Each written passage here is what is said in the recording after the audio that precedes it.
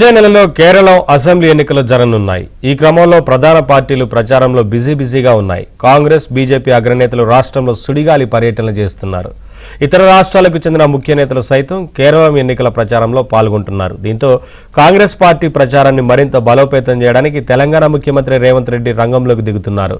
ఈ సాయంత్రం సీఎం రేవంత్ కేరళకు బయలుదేరనున్నారు. అక్కడ 2 రోజుల పాటు విస్తృతంగా ఎన్నికల ప్రచారం నిర్వహించనున్నారు.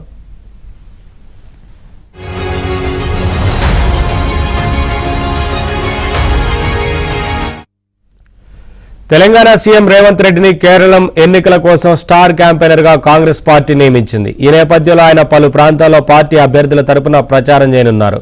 ఆయన ప్రచారం పార్టీకి కొత్త ఊపు తీసుకురావాలని నేతలు భావిస్తున్నారు. ఇదిలా ఉంటే తెలంగాణకు చెందిన మరో కీలక మంత్రి శ్రీధర్బాబు కూడా కేరళం వెళ్తున్నారు. ఎర్నాకుళం, హోసూరు జిల్లాల ఇన్ఛార్జి బాధ్యతలను ఆయనకు అప్పగించారు. ఏప్రిల్ 7 వరకు అక్కడే ఉండి ప్రచారం కొనసాగించనున్నారు. ఇప్పటికే రెవెన్యూ శాఖ మంత్రి పొంగులేటి శ్రీనివాసరెడ్డి కేరళంలో ప్రచారం ప్రారంభించారు.